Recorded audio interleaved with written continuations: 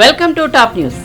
మూసీ పునరుజ్జీవ ప్రాజెక్టును చేపడతామని, మూసీ రివర్ ఫ్రంట్ ఏరియాను అంతర్జాతీయ స్థాయిలో నిర్మిస్తామని తెలంగాణ ముఖ్యమంత్రి రేవంత్ రెడ్డి అన్నారు. New development bank director general doctor DJ Pandian గురువారం డాక్టర్ బిఆర్ అంబేద్కర్ తెలంగాణ సచివాలయంలో ముఖ్యమంత్రి రేవంత్ రెడ్డితో సమావేశమయ్యారు. ఈ సందర్భంగా ముఖ్యమంత్రి మాట్లాడుతూ మూసీ పునరుజ్జీవ ప్రాజెక్టు చేపట్టనున్నట్లు వెల్లడించారు. మూసీ రివర్ ఫ్రంట్ ఏరియాను అంతర్జాతీయ స్థాయిలో అభివృద్ధి చేసేందుకు ప్రణాళికలు వేశామన్నారు. నదిని సంరక్షిస్తూ నది జలాలను సుస్థిరం ఉంచడం, దీని ద్వారా స్థానికులకు ఎక్కువ ప్రయోజనం కలిగే విధంగా ఈ ప్రాజెక్టును మరింత అత్యుత్తమంగా తీర్చిదిద్దే విధంగా పనులు చేపడతామన్నారు.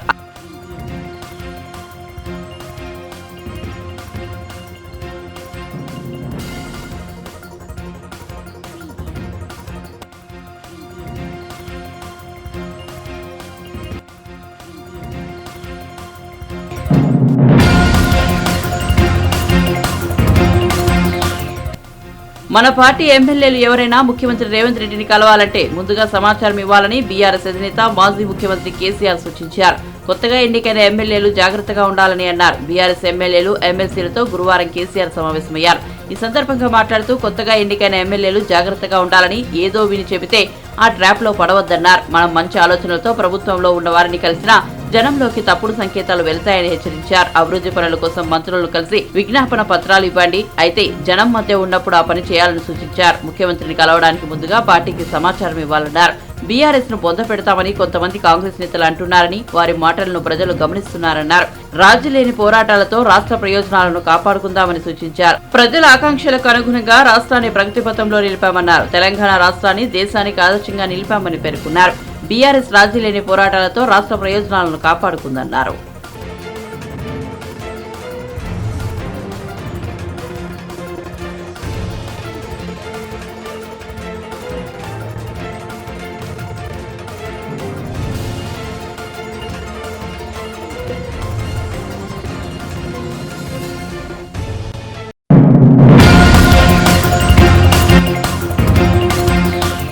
ఓటర్ల జాబితాలో తీవ్ర అవకతవకలు చోటు చేసుకున్నాయంటూ గత కొన్నాళ్లుగా విపక్షాలు పోరాటం సాగిస్తున్నాయి. తాజాగా ఇటీవల విడుదల చేసిన ఓటర్ తుది జాబితాలోనూ తప్పులు ఉన్నాయంటూ టీడీపీ పొలిట్ బ్యూరో సభ్యుడు వర్లరామయ్య కేంద్ర ఎన్నికల సంఘానికి 3 లేఖలు రాశారు. ఓటర్ జాబితా అవకతవకలపై వివిధ వార్తాపత్రికల్లో వచ్చిన కథనాల తాలూకు క్లిప్పింగ్లను కూడా వర్లరామయ్య తన లేఖలకు జత చేశారు. ఓటర్ జాబితాలో తప్పులను సరిదిద్దాలని వర్లరామయ్య కేంద్ర ఎన్నికల సంఘాన్ని కోరారు. ప్రజాస్వామ్య పరిరక్షణ కోసం చర్యలు తీసుకోవాలని విజ్ఞప్తి చేశారు. గౌరవనీయ జగన్మోహన్ రెడ్డి గారు చాలా కొత్త మోడస్ ఆపరాండిస్ మొదలుపెట్టారు. ఎంఓ అంటారు, మోడస్ ఆపరాండి అంటే కొత్త విధానాలు. ఈ కొత్త విధానాలు, కొత్త మోడస్ ఆపరాండిస్, ఇది ఇటాలియన్ వర్డ్, మోడస్ ఆపరాండి. ఈ ఎంఓస్ దేనికి?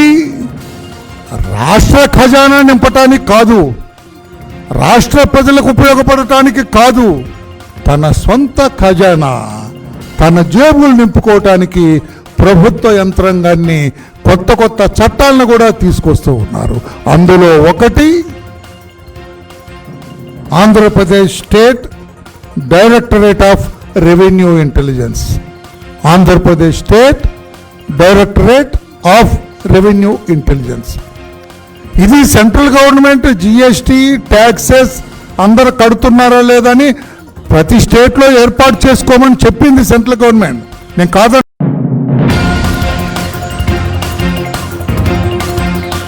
కేంద్ర ఆర్థిక మంత్రి నిర్మలా సీతారామన్ ప్రవేశపెట్టిన మధ్యంతర బడ్జెట్ పై బీఆర్ఎస్ ఎంపీలు కె కేశవరావు, నామా నాగేశ్వరరావు స్పందించారు. ఈ బడ్జెట్ నిరాశాజనకంగా ఉందన్నారు. బడ్జెట్ ప్రసంగం అంతా సొంత డబ్బాల్లాగా ఉందని విమర్శించారు. అది చేశాం, ఇది చేశామంటూ గొప్పలు చెప్పుకునే ప్రయత్నం తప్ప ఏమీ లేదన్నారు. తెలంగాణకు ఎప్పటిలాగే మొండి చేయి చూపించారని విమర్శించారు. విభజన హామీలు, తెలంగాణకు రావాల్సిన నిధుల గురించి ఎక్కడా ప్రస్తావించలేదన్నారు. లోక్సభ ఎన్నికల నేపథ్యంలో ప్రచారం కోసం మాత్రమే బడ్జెట్ ప్రసంగాన్ని వాడుకున్నారని ఆరోపించారు. దేశ ప్రజల భవిష్యత్తుకు ఎలాంటి భరోసా కల్పించలేకపోయారన్నారు. కేంద్ర ఆర్థిక మంత్రి ప్రసంగం రాజకీయ ప్రసంగాన్ని తలపించిందన్నారు. మధ్యంతర బడ్జెట్ ఏ వర్గాన్ని సంతృప్తి పరచలేకపోయిందన్నారు. మా వర్కింగ్ ప్రెసిడెంట్ గారు కేటీఆర్ గారు, హరీష్ రావు గారు, అదేవిధంగా మా జిల్లాలో ఉన్నటువంటి ముఖ్య నాయకత్వం, నాతో పాటు వేదిక మీద ఉన్నటువంటి పెద్దలను కూడా ఖమ్మం జిల్లా పార్లమెంటు సమీక్ష చేసుకోవటం జరిగింది. అందులో భాగంగా ముఖ్యంగా చూసినట్టయితే గత 10 సంవత్సరాల నుంచి రాష్ట్రాన్ని అన్ని విధాలు కూడా అభివృద్ధి చేసి ఎప్పుడు లేని విధంగా భారతదేశంలో తెలంగాణ పటాన్ని సంక్షేమంలో అభివృద్ధిలో ముందుకు తీసుకుపోయినటువంటి మా నాయకుడు కేసీఆర్ గారికి మాకందరికి కూడా మొన్న జరిగినటువంటి అసెంబ్లీ ఎన్నికల్లో ప్రజల తీర్పుని గౌరవిస్తూ ఏ విధంగానైతే ఖమ్మం జిల్లాని తెలంగాణతో పాటుగా ఖమ్మం జిల్లాను కూడా పెద్ద ఎత్తున అభివృద్ధి జరిగింది.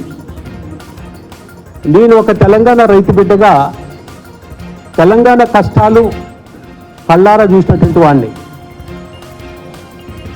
తాగునీరు లేక సాగునీరు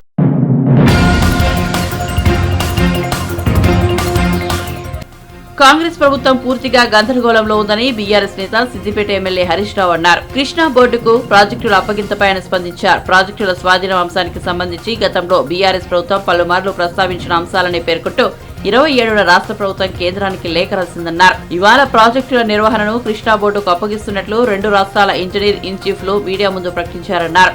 కాబట్టి 27వ తేదీ లేఖ ప్రామాణికమా, ఇవాల్టి మీటింగ్లో అంగీకారం ప్రామాణికమా చెప్పాలన్నారు. ప్రాజెక్టుల విషయంలో రాష్ట్ర ప్రభుత్వం పూర్తిగా తప్పుదోవ పట్టిస్తోందని విమర్శించారు. కృష్ణా బోర్డుకు ప్రాజెక్టులను అప్పగించేందుకు అంగీకరించారని తాను చెబితే హరీష్ రావు వద్ద పాఠాలు నేర్చుకోవాల్సిన అవసరం లేదని వ్యాఖ్యానించారని, తెలంగాణ ప్రయోజనాలు పరిరక్షిస్తామని కాంగ్రెస్ నేతలు గొప్పగా చెప్పారని, కానీ ఇవాళ ఏం జరిగింది? శ్రీశైలం, నాగార్జున సాగర్ ప్రాజెక్టుల ఆపరేషన్ కృష్ణా బోర్డుకు అప్పగిస్తూ నిర్ణయం తీసుకున్నారని మండిపడ్డారు. వాస్తవాలు చెప్పాలి, వాళ్ళు ఇచ్చిన మాట నిలబెట్టుకోవాలి. కానీ వాళ్ళు ఇవన్నీ కూడా గమనిస్తే ఏం కనబడుతుందంటే కాంగ్రెస్ వాళ్ళది ఇట్లా చెప్పి మెల్లగా పార్లమెంట్ ఓట్లు కాగానే అయ్యో మేము లంకె బిందెలు ఉన్నాయి అనుకున్నాం, కానీ ఈడ ఖాళీ బిందెలు ఉన్నాయి, ఇక మాతో కాదని చేతులు లావట్టేట్టున్నారు. వీళ్ళు ఏంది దేనికి తయారు చేస్తున్నారు? ఓట్లు అయిపోయినాక మెల్లగా అంత ఈడ లంకె బిందెలు లేవు, అంత ఖాళీ ఉన్నది, ఇక మాతో కాదు అని చేతులు లావట్టేందుకు ఇదంతా కథ వటకం వంటికి వస్తున్నది. అర్థమైతే లేదా కాగితం మనకి? ఇప్పుడు ఓట్లు ఉన్నాయని చెప్పారు కంటే ఓట్లు కాగానే మెల్లగా చేతులు లావట్టుంది. ఇక మేము సెక్రటరియట్ లంకె బిందెలు ఎంత ఎత్తుకినా దొరుకుతలే ఉంటాయి. అసలు లంకె బిందెలు సెక్రటరియట్లో ఫైళ్ళు ఉంటాయి, కంప్యూటర్లు ఉంటాయి కదా. లంకె బిందెలు ఆడుంటాయి ఇంకా మెదక్ కింద పొన్ననో లేకపోతే గట్లా ఏదైనా బూత్ బంగ్లాలో బాడుపడ్డ బంగ్లాలలో రాత్రిపూట తగ్గుతుంటారు కొంతమంది. అవునా? మరి ఈయనకెందుకు అనుమానం వచ్చిందో నాకు డౌట్ వస్తుంది. ఇవన్నీ మనకు అర్థమవుతున్నాయి. ఈరోజు దయచేసి మనం ఆలోచించాలి. నిజంగా ఇలా ప్రజల్లో చర్చ స్టార్ట్ అయింది. నిజంగా 4000 పెన్షన్ రాలే కదా, బోనస్ రాలే కదా, వచ్చిందా? 2500 అక్క చెల్లెలకు ఇస్తానని వచ్చినాయా? ఇవాళ తెలంగాణలో 1,52,00,000 మంది అక్క చెల్లెళ్ళు 18 ఏళ్ళు నిండిన వాళ్ళు ఉన్నారు. మరి వాళ్ళందరికీ 1,52,00,000 మందికి నువ్వు నెలకు 2,500 ఇస్తా అన్నావా లేదా? గది ఇవ్వాలి కదా. మరి గది ఇవ్వమంటే అగో హరీష్ రావు నన్ను అడుగుతావా అంటే మరి నువ్వే అన్నావు ఇస్తా అన్నావు కనుకనే ఇవ్వమంటున్నా. నీ 100 రోజులు ఎప్పటిలోగా అవుతుంది? మార్చి 17వ తారీఖు వరకు 100 రోజులు అవుతున్నాయి.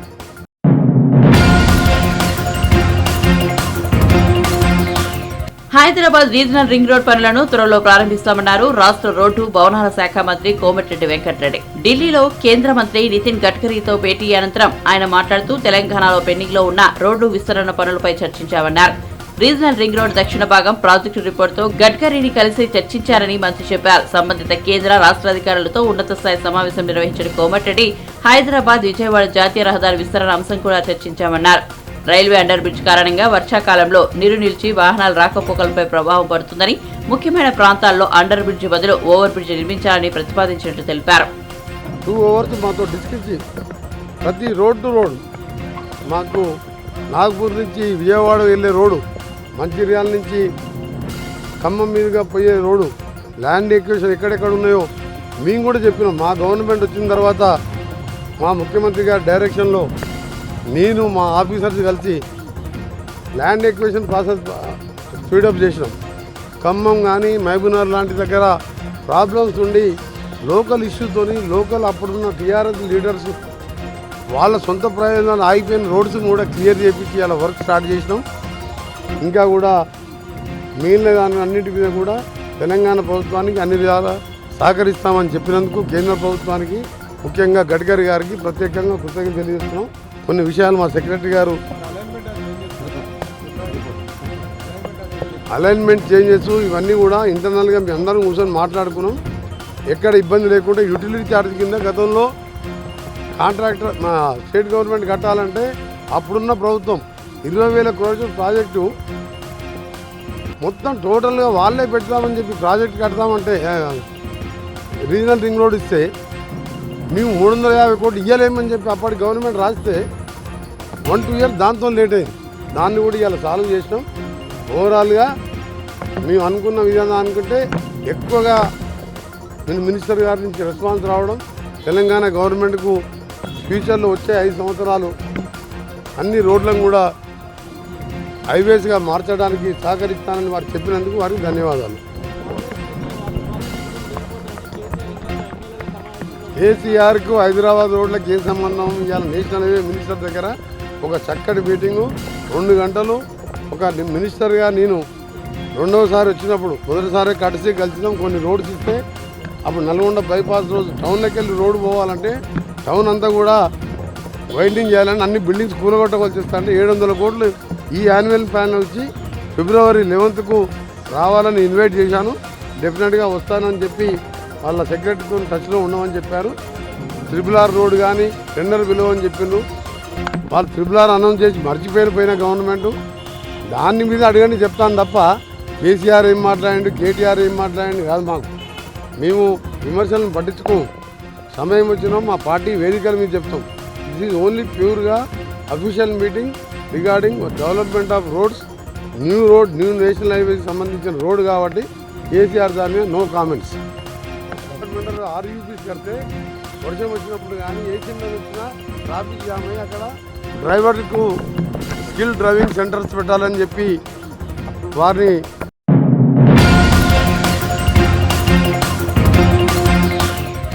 తెలంగాణ ముఖ్యమంత్రి రేవంత్ రెడ్డిపై ఆంధ్రప్రదేశ్ తెలుగు అకాడమీ చైర్పర్సన్ లక్ష్మీపార్వతి తీవ్ర వ్యాఖ్యలు చేశారు. సూర్యాపేట జిల్లా నడిగూడెంలో రాజావారికోటలో ఓ కార్యక్రమానికి హాజరయ్యారు ఆమె. ఈ సందర్భంగా మీడియాతో మాట్లాడారు. రాజకీయ పరిణతి, అనుభవం లేని ముఖ్యమంత్రి రేవంత్ రెడ్డి పాలనలో తెలంగాణ ప్రజలకు కష్టాలు తప్పవని హెచ్చరించారు.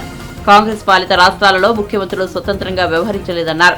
ఏ నిర్ణయం తీసుకోవాలన్నా కాంగ్రెస్ పెద్దల అనుమతి తీసుకోవాల్సిందేనని ఎద్దేవా చేశారు.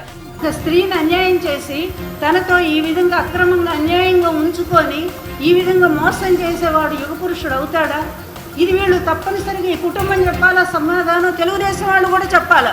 ఈరోజు నేను ఇంకెందుకంటే నేను పూర్తిగా బయటకు వచ్చేసాను. నేను ఇన్నాళ్ళు కూడా గౌరవం, మర్యాద, మంచి సంస్కారం అనుకుంటూ ఈ కుటుంబాన్ని నేను గౌరవిస్తూ వచ్చాను. ఇంతవరకు ఈ కుటుంబ సభ్యుల గురించి నేను ఎక్కువ మాట్లాడలేదు. ఈ రోజు మాట్లాడుతున్నాను. ఈ రోజు నుంచి ఈ కుటుంబం మీద నా ఫైటింగ్ ఎలా ఉంటుందో రేపు ఎలక్షన్లో నిజంగా చెప్తున్నాను. నేను వీళ్ళని ఈ రాష్ట్రం నుంచి చంద్రబాబు నాయుడిని, ఈ పురంధరేశ్వర్ని ఈ రాష్ట్రం నుంచే తరిమి కొట్టకపోతే ఎలక్షన్ల తర్వాత వాళ్ళ మొహం కూడా కనిపించినంతగా నేను జగన్మోహన్ రెడ్డి గారికి సహాయం చేయడానికి నిర్ణయించుకున్నాను. అదేవిధంగా ఎలక్షన్లో నేను పూర్తిగా కూడా ప్రతి నియోజకవర్గం పర్యటించి వీళ్ళ దుర్మార్గాలన్నీ కూడా బయట పెట్టడానికి ఎన్టీఆర్ గారు స్వయంగా ఏం మాట్లాడారో, ఈ కుటుంబం తనకు ఏ విధంగా ద్రోహం చేసిందో ఈ విషయాలన్నీ స్వయంగా నేనే, ఆయన క్యాసెట్లు ఉన్నాయి, ఆడియో ఉన్నాయి, వీడియో ఉన్నాయి, వీటన్నిటిని కూడా నేను ప్రజలకు చూపించి ఈ దుర్మార్గం చేస్తున్న ఇప్పటికీ చేస్తున్నారు.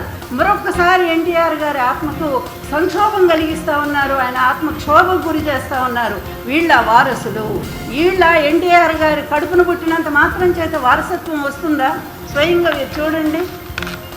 ఇదిగో చంద్రబాబు నాయుడు సమక్షంలో కూడా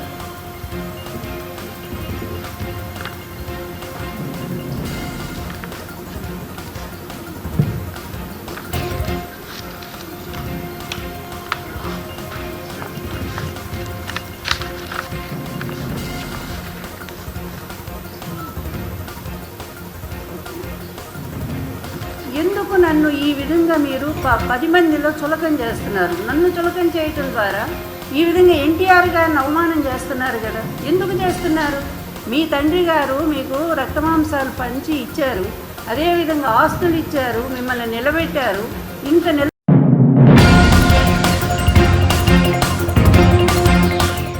కేంద్ర బడ్జెట్ ప్రకటన నేపథ్యంలో రైల్వే శాఖ మంత్రి అశ్విని వైష్ణవ్ మాట్లాడుతూ ఏపీలో రైల్వే జోన్ ఏర్పాటుకు తాము సిద్ధంగా ఉన్న 53 ఎకరాల స్థలం కేటాయించకుండా ఏపీ ప్రభుత్వమే జాప్యం చేస్తోందని ఆరోపించారు. దీనిపై టీడీపీ సీనియర్ నేత గంటా శ్రీనివాసరావు తీవ్రంగా స్పందించారు. సిగ్గుపడాలి జగన్ గారు, కబ్జాల గుప్పిట్లో విశాఖ భూమాతను బందీ చేసి రైల్వే కోసం 53 ఎకరాల భూమిని ఇవ్వలేకపోయారంటూ ధ్వజమెత్తారు. రాష్ట్ర చరిత్రలోని కనీ విని ఎరుగని రీతిలో విశాఖలో ఓ దోపిడీకి పాల్పడ్డారు. లక్షల కోట్లు విలువైన 1000 ఎకరాల భూములను మీరు మీ సామంతరాజులు దోచుకున్నారు. కానీ విశాఖ రైల్వే జోన్ కోసం మాత్రం 53 ఎకరాల స్థలం దొరకలేదా? విశాఖలో మీ విలాస రాజభవనాల కోసం 100 కోట్లతో కట్టుకున్న రాజకోటకు మాత్రం భూమి దొరుకుతుంది. కానీ రైల్వే జోన్ కోసం మాత్రం భూమి దొరకదా? ఈ 5 ఏళ్లలో మీరు మీ నాయకులు విశాఖలో ఎవరెవరు ఎంతెంత దోచుకున్నారో దాచుకున్నారో లెక్కలతో సహా చెప్పండి, మేము సిద్ధం. విశాఖ రైల్వే జోన్ కోసం 53 ఎకరాల భూమిని ఇవ్వాలని రాష్ట్ర ప్రభుత్వాన్ని అడగామని, ఏపీ ప్రభుత్వం ఇంకా భూమిని అప్పగించలేదని రైల్వే మంత్రి అశ్విని వైష్ణవ్ చెప్పారని పేర్కొన్నారు. ఒక దళిత ఎమ్మెల్యే మామూలుగా ఆయనకి సీటు ఇస్తున్నారో లేదో తెలియకపోతే ముఖ్యమంత్రిని కలవాలంటే 3 రోజులు ముఖ్యమంత్రి కార్యాలయం దగ్గర ఉంటే ముఖ్యమంత్రి అపాయింట్మెంట్ ఇవ్వకుండా చివరికి ఆయన సలహాదారులు సామంతరాజులుగా ఉన్న సజ్జల గారిని కలవమంటే సజ్జల గారిని కలవడానికి వస్తే ఆయన కూడా 2 రోజులు టైం ఇవ్వకపోతే చివరికి ఆయన కారు ఎక్కిపోతూ ఉంటే ఆ కారు దగ్గరకు వస్తే కారులో ఉన్న గన్మెన్ సజ్జల గారితో సార్ ఇట్లా తిప్పేస్వామి గారు ఎమ్మెల్యే గారు వచ్చారు సార్, నిలబడి ఉన్నారు కారు దగ్గర, కలవాలంటున్నారంటే గ్లాస్ దించి ఎమ్మెల్యే గారా, ఓకే తర్వాత కలవాయా అని చెప్పి వెళ్తే ఆయన దీనంగా బయటికి అసహాయ స్థితిలో బయటకు వచ్చిన విషయాన్ని మనం చూస్తూ ఉన్నాం. అంటే ఇవన్నీ కూడా ఒక చరిత్ర. ఆ పార్టీలో ఒక ప్రజాప్రతినిధులకి, ఎమ్మెల్యేలకి, ఎంపీలకి, లేకపోతే ఎమ్మెల్సీలకి ఎలాంటి ప్రాతినిధ్యం ఇచ్చే వాళ్ళకి రిప్రజెంట్ చేసే వాళ్ళని గౌరవిస్తున్నారు, వాళ్ళని ఎలా చూస్తున్నారు దానికి ఇవన్నీ ఒక సజీవ సాక్ష్యాలు.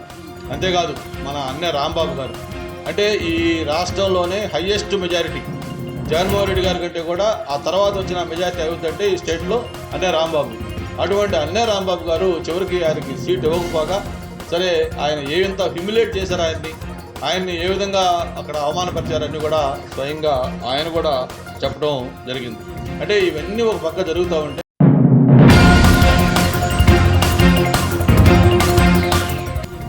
తమతో కొంతమంది బీఆర్ఎస్ ఎమ్మెల్యేలు టచ్ లో ఉన్నారని తెలంగాణ ప్రభుత్వ సలహాదారు షబ్బీర్ అలీ అన్నారు. కామారెడ్డిలో నిర్వహించిన మీడియా సమావేశంలో గురువారం ఆయన మాట్లాడారు. కాంగ్రెస్ ప్రభుత్వం ఉంటుందో పడిపోతుందో అంటూ కేటీఆర్ అహంకారపు మాటలు మాట్లాడుతున్నారని ధ్వజమెత్తారు.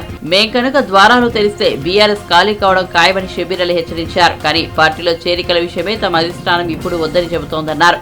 పార్టీ ఫిరాయింపులు వదలడం వల్ల ఆగామని, లేదంటే ఇతర పార్టీలకు చెందిన వారు కాంగ్రెస్ లో చేరేందుకు సిద్ధంగా ఉన్నారన్నారు. రానున్న లోక్సభ ఎన్నికల్లో బీఆర్ఎస్ కు ఒక్క సీటు కూడా రాదన్నారు. పార్లమెంట్ ఎన్నికలు బీజేపీ కాంగ్రెస్లకు మద్దతు పోటీ అని జోస్యం చెప్పారు. 10 ఏళ్లలో తెలంగాణను కేసీఆర్ కుటుంబం లూటీ చేసిందని ఆరోపించారు. తాము అధికారంలోకి వచ్చి 2 నెలలు కూడా కాలేదని, అప్పుడే బీఆర్ఎస్ నేతలు విషం చెబుతున్నారన్నారు. ఏడాదిలో 2 లక్షల ఉద్యోగులు ఇస్తామని షబ్బీర్ అలీ పునరుద్ఘాటించారు. 10 సంవత్సరాలు ఆయన చేరింది మాకు కనీసం 2 నెలలు కూడా కానిది మా మీద ఎప్పుడూ ఉండదు. ఫస్ట్ అయితే 2 డేస్ నుంచి మేము పెట్టండి గవర్నమెంట్ ఉండదు వాళ్ళు కొట్టేస్తాం మీరు పడుకుంటాం నేను చూడండి రామోజనాలు మీ ఇంతమంది పాటిస్తారు ఎమ్మెల్యేలు పాటిస్తారు. ఇప్పటికీ చాలా మంది ఎమ్మెల్యేస్ మాకు ఖచ్చితంగా కానీ మా హైకమాండ్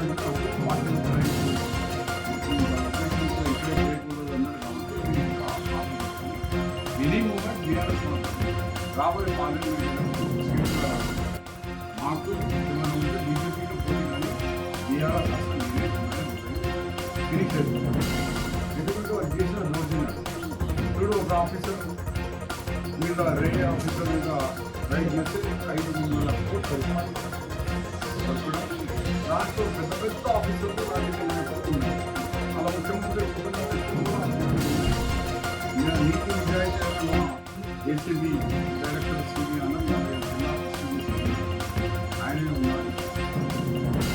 మరి మాకు నమ్మకం ఉంది ఆయన ఆనెస్ట్ ఆఫీసర్ కాబట్టి ఇంకా చాలా అధికారులు మీద అక్రమంగా సంపాదిస్తున్న మా గవర్నమెంట్ ఎవరికి కూడా రక్షించారు, ఎవరికి కూడా సపోర్ట్ చేసి ఇలాంటి చేసిన రాజకీయ నాయకులు కానీ అధికారులు కానీ ఇది మేము చెప్పి రూల్ చేసి ఆఫీసర్ దగ్గర 504 నుంచి 500 ఈ 10 సంవత్సరాలు ఈ కేటీఆర్ కుటుంబం రేపు అందరూ కూడా సపోర్ట్ కావాలా. కామారెడ్డి నుంచి నిజామాబాద్ 2 నాన్ కాన్ఫరెన్స్ అయిపోయింది కాబట్టి కామారెడ్డి నిజామాబాద్ నిర్మాణం దాదాపు 500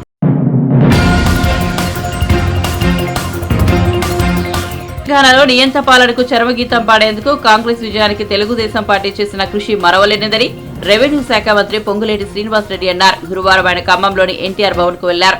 ఖమ్మం పార్లమెంట్ కమిటీ టీడీపీ అధ్యక్షుడు వాసిరెడ్డి రామనాథం ఆధ్వర్యంలో ఆ పార్టీ నేతలు ఆయనకు ఘన స్వాగతం పలికారు. అనంతరం ఎన్టీఆర్ విగ్రహానికి పొంగులేటి పూలమాలలు వేసి నివాళులర్పించారు. ఈ సందర్భంగా టీడీపీ నాయకులు ఆయనను సన్మానించారు. అనంతరం మంత్రి మాట్లాడుతూ ప్రజల అభీష్టం మేరకు నిస్వార్థంగా 119 నియోజకవర్గాల్లోనూ తెలుగు తమ్ముళ్లు కాంగ్రెస్ కు సంపూర్ణ మద్దతు ప్రకటించారు. అందుకు టీడీపీ అధినేత చంద్రబాబు నాయుడు, పార్టీ యువనేత లోకేష్ తో పాటు టీడీపీ కార్యవర్గ సభ్యులకు కాంగ్రెస్ తరపున మనస్ఫూర్తిగా అభినందనలు, కృతజ్ఞతలు తెలియజేస్తున్నానని అన్నారు. భవిష్యత్తులోనూ ఇలాగే కలిసి పనిచేద్దామని పిలుపునిచ్చారు. గడిచిన సార్వత్రిక ఎన్నికల్లో తెలంగాణ రాష్ట్రంలో మార్పు కావాలని, మార్పు రావాలి అని రాజకీయంగా తెలుగుదేశం పార్టీకి ఏమి లాభం వస్తుందని అన్నదానికంటే కూడా ప్రజలు ఏమి కోరుకుంటున్నారో, ప్రజా అభిప్రాయం ఏముందో దానికే మా మద్దతు తెలపాలి అని, రాజకీయంగా లబ్ధి ఏమి జరుగుతుంది అని ఏ రాజకీయ పార్టీ అయినా ఆశిస్తుంది, ఆలోచిస్తుంది. కానీ తెలుగుదేశం నాయకులు కానీ, జాతీయ నాయకులు నారా చంద్రబాబు నాయుడు గారు కానీ, తెలుగుదేశం పార్టీకి తెలంగాణ రాష్ట్రంలో ఏమి లబ్ధి జరుగుతుంది అన్నదానికంటే ముందు తెలంగాణ బిడ్డలు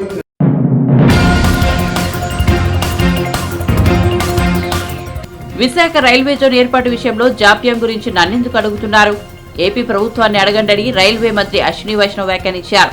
కేంద్ర బడ్జెట్ ను పురస్కరించుకుని గురువారం తన కార్యాలయంలో విలేకరులతో మాట్లాడిన సందర్భంగా రైల్వే జోన్ ను ప్రస్తావించినప్పుడు ఆయన స్పందించారు. రైల్వే జోనల్ కార్యాలయం ఏర్పాటుకు అవసరమైన 53 ఎకరాలను రాష్ట్ర ప్రభుత్వం అప్పగించడం వల్లే ప్రారంభంలో జాప్యమవుతుందని చెప్పారు. ప్రభుత్వం భూమి అప్పగించిన రోజు నుంచే పనులు మొదలుపెట్టడానికి సిద్ధమని, ఇప్పటికీ డీపీఆర్కు ఆమోదం తెలపడం, అనుమతులు మంజూరు చేయడం పూర్తయిందని తెలిపారు. రాష్ట్ర ప్రభుత్వం భూమి ఇవ్వకపోవడం వల్లే జోన్ పనుల్లో జాప్యమవుతుందని వెల్లడించారు. Similarly, 45 stalls of one station, one product have been installed in Telangana. So this is again like multiple times railway investment has increased in Telangana. I'll come to Karnataka. Karnataka 2009 to 14. The allocation was only 835 crore. The allocation this year is, in the current budget which has been announced today, is 7,524 crore. 7,524 crore. Prime Minister Modi ji has given huge emphasis on Sabka Saath, Sabka Vikas. So that's why the budget allocation has increased 9 times compared to the 2009 to 2014 period, compared to the UPA government period. Same is the progress in electrification is 97% electrified already, about to be completed. 59 stations are being redeveloped as Amrit stations, 5959. The investment in railways in Karnataka is of the order of 47,346 crore. 47,346 crore. 47346. 47346 crore. Yeah. In the coming years. These are the projects which are sanctioned where the work has already started.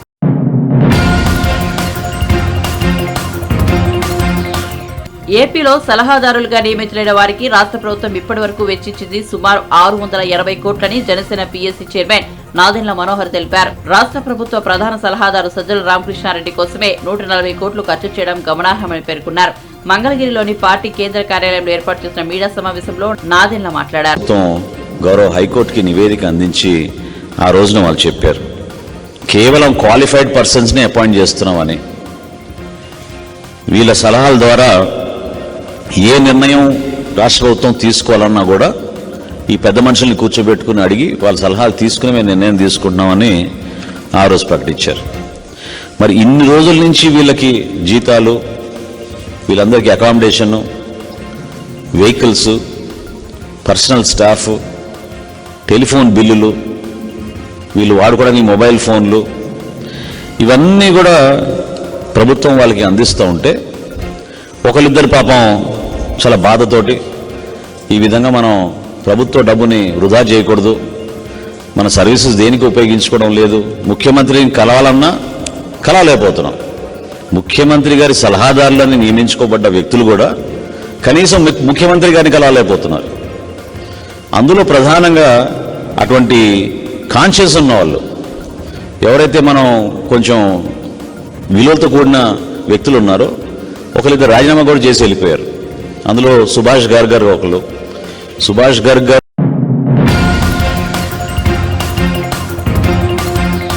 Srikakulam జిల్లా పలాస రాజకీయాలు రోజు రోజుకి ఆసక్తి రేపుతున్నాయి. Vaikapa senior నేత MLC Duvvada Srinivas సోదరుడు దువ్వాడ శ్రీకాంత్ తన భవిష్యత్తు కార్యాచరణపై అనుచరులతో విడతల వారీగా సమావేశాలు నిర్వహిస్తున్నారు. గురువారం పలాస మండల కార్మిక వర్తక సంఘాలతో పాటు మండల పరిధిలోని అనుచరులతో కంబీర్గం తోటల్లో సమావేశమయ్యారు. నిర్ణయం తీసుకుంటామని, తాను కొట్టే దెబ్బకి గూప గుయ్యమనాలని వైకాపా నేతలను ఉద్దేశించి వ్యాఖ్యానించారు. ప్రతి ఒక్కరు అడుగుతుంటారు, రానున్న పీరియడ్ మీ అందరికీ తెలుసు, ఖచ్చితంగా కఠిన నిర్ణయం తీసుకోవాల్సి ఉంటుంది. ఆ నిర్ణయానికి మీరందరూ కట్టుబడి కూడా ఉంటారని ప్రగాఢ విశ్వాసం. నిర్ణయం చెప్పే సమయం వచ్చేటప్పుడు అందరికీ చెప్తారు, ఖచ్చితంగా ఐక్యం.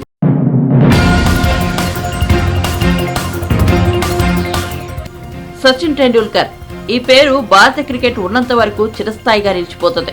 క్రికెట్ ప్రపంచంలో మహోన్నతుడు అనే స్థాయికి చేరిన అతి కొద్ది మంది క్రికెటర్లలో సచిన్ ఒకడు. భారత్లో క్రికెట్ ఒక మతమైతే సచిన్ ఒక దేవుడు. 2013లో అంతర్జాతీయ క్రికెట్కు వీడ్కోలు పలికిన సచిన్ ఇప్పటికీ సోషల్ మీడియా ద్వారా అభిమానులను దగ్గరగానే ఉన్నాడు. తాజాగా ఎక్స్ ద్వారా ఒక ఆసక్తికర వీడియోను పంచుకున్నాడు. సచిన్ ఇవాళ టెండూల్కర్ ను కలిశాడు అంటూ ఒక పోస్ట్ కు హెడ్డింగ్ పెట్టారు. ఇంతకీ ఆ వీడియోలో ఏముందంటే, సచిన్ కారులో వెళ్తుండగా టెండూల్కర్ అనే పేరుతో ఉన్న నెంబర్ 10 ముంబై ఇండియన్స్ జెర్సీని ధరించి ఒక వ్యక్తి బైక్ పై అదే రూట్ లో వెళ్లడం చూడొచ్చు. అతడిని గమనించిన సచిన్ తన కారును ఆపి ఆ బైకర్ను కూడా ఆపాడు. అప్పుడు వ్యక్తి ముఖంలో కనిపించిన ఫీలింగ్ మాటలకు అందదు. తన ఆరాధ్య దైవం కళ్ళెదుట ప్రత్యక్షమైతే ఏ భక్తుడికి మాత్రం మాటలొస్తాయి? వెంటనే ఆ వ్యక్తి 2 చేతులు జోడించి సచిన్ కు నమస్కరించాడు. అంతేకాదు తన చేతిపై ఉన్న పచ్చబొట్టుడు తన బైక్ కవర్ లో ఉన్న సచిన్ ఫోటోలతో కూడిన బుక్ ను చూపించడంతో సచిన్ సంబరపడిపోయారు. ఆ బుక్ లో ఆటోగ్రాఫ్ చేసి తన వీరాభిమానిని సంతోషపెట్టాడు. దీనికి సంబంధించిన వీడియోను ఎక్స్ లో పోస్ట్ చేసిన సచిన్, నాపై ఆ అభిమాని చూపిన అపారమైన ప్రేమతో నా హృదయం సంతోషంతో నిండిపోయింది. జీవితంలో ఊహించని కోణాల్లోనూ ఇలా వ్యక్తుల నుంచి ప్రేమ లభిస్తుండడం జీవితాన్ని ఎంతో ప్రత్యేకంగా మార్చివేస్తుందని పేర్కొన్నారు.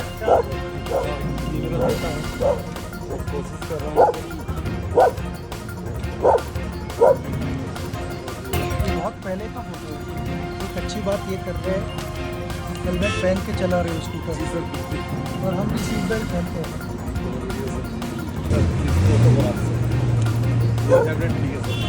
तो आपका पूरा नाम है? हरीश.